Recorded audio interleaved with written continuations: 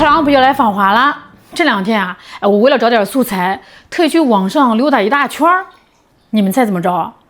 关于美国总统访华这个事儿，热度还真不行。咱不当回事儿，反倒是美媒先破防了。字里行间透着一股子浓浓的委屈和困惑。他们在那儿酸溜溜的发问：天哪，中国人怎么完全不兴奋了？我们的总统要去了呀，他们怎么连个横幅都不拉，连个讨论都没有？这不科学呀！咱们回想8年前2017年，特朗普第一次以总统身份大摇大摆来咱们这儿串门，我的天啊，那叫一个什么阵仗！那个时候啊，他人还没上飞机呢，咱们国内的媒体啊，提前了半个月就开始敲锣打鼓的造势了，各大新闻平台啊，天天滚动播放他的行程，自媒体铺天盖地的全在分析特朗普这回要带多少大老板来，中美是不是要签什么惊天大单儿？当年在故宫的那场茶叙哎呦喂，大家恨不得拿个放大镜去逐帧分析那种氛围啊！我就这么给你形容吧，就像是村里面来了个省里的大领导，那全村的老少爷们都觉得大事件啊，历史性的时刻呀。他这一句话，咱们村明年的收成可能就不一样了。那种集体的期待感、紧张感，甚至带点仰视的兴奋感，是实打实的。可是你们看看现在，8年过去了，2026年他又要来了，结果呢，社交平台上连个水花都没溅起来，热搜都懒得给他留位置，大家是该吃吃该喝喝，仿佛来的不是个超级大国的总统，而是隔壁村二大爷顺道过来遛个弯儿。美媒把这种冷淡解读为中国社会对特朗普本人失去了兴趣。我听完只能说老美啊老美，你们这眼皮子真的是太浅了。真正值得好好想想的问题是，到底是什么原因让一个拥有14亿人口的大国对另外一个超级大国总统的访问从全民热议变成了今天的已读不回？那有人说，哎呀，是中国人现在飘啦，也有人说是美国现在拉垮了，影响力不行了。我跟你们讲这两种说法都太偷懒了。那实际情况要比这复杂的多，也深刻的太多太多。咱们今天就掰开揉碎了，分3条线给大伙儿盘一盘咱们先聊聊最实在的经济上的事儿。那为什么咱们现在不激动了？说一句最直白的大白话因为我们现在的饭碗已经不指望他们赏饭吃了。我知道这话吧，听着有点狂，但是各位，这个不是情绪输出这是过去8年咱们实打实一锤锤砸出来的钢铁底盘。2018年那一年，关税战刚打响第一枪，那个时候广东江浙一带不少做外贸的老板愁的头发是一把一把的掉为什么慌？因为那个时候咱们的出口对于美国市场的依赖度太高了，大家潜意识里觉得完了，这美国要把门一关，不买咱们的东西了，那沿海多少工厂得倒闭多少工人得下岗大家心里面那是真没底儿但是8年的时间，真刀真枪的扛下来，你再看看剧本，彻底反转了。美国人不是要加关税吗？不是要搞脱钩吗？行，此处不留爷，自有留爷处。咱们一转身，直接跟东盟的老铁们打得火热。现在东盟已经稳稳坐在咱们的最大贸易伙伴的头把交椅上，还有咱们搞的那个一带一路那些沿线国家的兄弟们，生意是越做越大出口占比那是蹭蹭往上涨。咱们国家的出口结构在这8年里经历了一次脱胎换骨的大洗牌，美国市场从当年咱们眼里的唯一选项变成了今天的一个重要选项之一。各位，评评这2个词唯一和之一，这一字之差就是心态上隔着一道马里亚纳海沟当年你需要他那一个市场保命，他总统来不来，说什么话，签不签单子你的神经都得跟着他跳舞。这就好比你开了个小卖部，全靠街头那个土豪来买东西维持生计，土豪一皱眉头，你赶紧得递烟赔笑脸。但是现在呢，咱们把这个分店可是开到了全世界，俄罗斯的、中东的、非洲的、东南亚的客户天天在咱们店里排队扫货。那这个时候，那个街头的土豪说要来店里转转，你还会激动的睡不着觉吗？你最多也就是吩咐伙计一声，他要来给他倒杯白开水，爱买啥买啥，不买别等着后面人结账。这不叫咱们嘴硬说不需要，这是咱们脚底下的经济底盘彻底换了。那底盘一硬，腰杆子自然就直了，心态能不佛系吗？那接下来咱们再聊聊科技啊。这几年被老美封锁的最惨的领域，反而成了咱们跑得最快、心态转变最彻底的一块。这个事儿啊，我今天必须给大伙聊一聊，因为它完美的解释咱们中国人是怎么完成心理断奶的。几年前老美那时候多狂啊，动不动搞什么实体清单，那今天呢断供你个芯片，明天封杀你个操作系统。他们一出手卡脖子，咱们国内的舆论场立马就掀起了这阵焦虑的狂潮。大家天天晚上睡不着觉，就盯着那点短板看。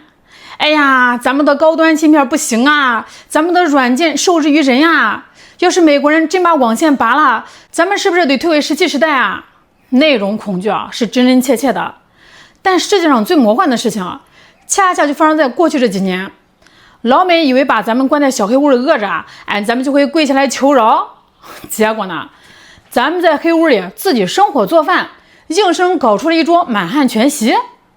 被封锁的最狠的芯片领域，咱们成熟制程的自给率现在是直接拉满，先进制程咱们自己咬着牙凿出了缺口。操作系统呢，以前以为是个没法转正的备胎，结果人家鸿蒙系统啊，现在带着几亿台设备在狂奔，直接3分天下。还有现在最火的人工智能，中国大模型的迭代速度啊，逼得硅谷那帮大佬天天是熬夜加班，生怕一觉醒来就被咱们弯道超车了。那至于新能源，那我就更懒得提了，什么光伏板、动力电池啊，满大街跑的电动车啊，这三大件啊，咱们现在是全球的领头羊，是咱们在给全世界定规矩。各位，人这一辈子啊，什么时候才不会去死死盯着别人碗里的肉流口水？答案只有一个，当你自己兜里面有钱，自己家锅里面对着排骨的时候。这个道理啊，放在国家层面，它是一模一样的。技术上的自主化带给老百姓的就是那种发自内心的平等感。那以前美国随便一个硅谷企业说不给你供货了，咱们整个行业都能引发大地震。现在呢，你爱供不供，你断供，大不了自己研发的方案顶上。虽然有些地方呢咱们还在追赶，但那种离开你美国我就活不下去的极度恐惧感已经被彻底粉碎了。恐惧感一没有，你对美国总统访华能恩赐点什么技术的期待，自然也就随风飘散了呀。爱带啥带啥，反正核心技术你也舍不得给，咱们自己造就是了。最后咱们再聊聊军事这个话题咱们不往深了吧，懂的都懂但它是支撑咱们现在这种无感心态里最硬的一张底牌。我就简单说一个残酷的事实，在西太平洋这片海域，力量的天平跟8年前相比早就已经彻底反过来了。这个不是咱们在这自吹自擂你们去看美国海军自己出的那些评估报告那个字里行间全写着4个大字儿：力不从心。他们自己都承认在第一岛链内搞事情的风险已经高的让他们不敢承受了。这几年大伙儿看咱们海军下饺子的速度，好家伙，那新军舰下水的吨位，放眼全球都是现象级的呀，跟复制粘贴一样。什么叫区域拒止能力？说1000道10000，翻译成大白话就是：大洋深处你想怎么溜达我管不着，但只要敢靠近我的家门口，我的核心利益区，你最好先掂量掂量自己的头铁不铁。咱们的拳头硬了，国防安全上有了绝对的信心，老百姓自然就不再天天焦虑对方脸色了呀。我记得以前美国派2艘破军舰来台湾海峡溜达一圈，咱们国内的舆论场那叫个群情激愤呀，大家恨不得咬碎了牙，天天问怎么办，怎么反制。现在呢，再看到这种新闻大伙的反应也就是扒拉2口饭，淡淡的说一句：哦，又来蹭流量了，知道了知道了，然后继续刷短视频。这种从容是从哪里来的？是用咱们的一艘艘航母一发发导弹实打实撑起来的。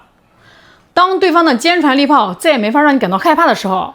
对方总统的来访在咱们的心理层面上自然就自动降级成了普通的串门。那最后你们发现没有，这3个层面最终指向的都是同一个结论：中国社会对美国的心理预期已经被彻底从根本上给重置了。这并不是说我们觉得美国现在完全不行了，一无是处了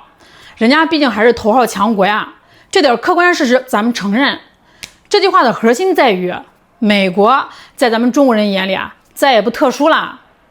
这其实是中美关系里一件极其深刻、极其具有转折点意义的大事儿。在过去很长的一段岁月里啊，咱们中国社会看美国啊，那是自带了一层厚厚的10几美元滤镜的呀。在那层滤镜里，美国呢就代表着天下无敌的科技啊，完美无瑕的制度。咱们看着他们啊，总会带着一种仰望的视角。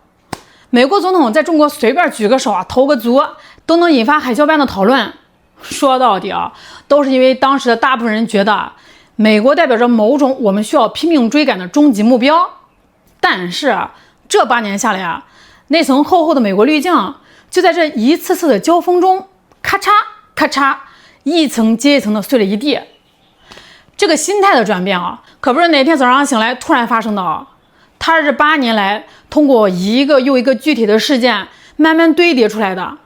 每一个节点单独拿出来看啊，好像都没有什么大不了的，但是你把它们全串在一起啊，就完成了一个有着14亿人口的民族对曾经那个超级偶像认知的整体大位移啊。所以啊，回到咱们开头的问题，为什么现在特朗普又要来了，咱们中国人一点都不兴奋了？因为大家单纯的觉得这个事儿跟我没有什么太大关系了。这种不卑不亢的淡然，比任何华丽的外交辞令都要掷地有声。他明明白白地告诉全世界，中国看待世界、看待中美关系的方式已经彻底翻篇了。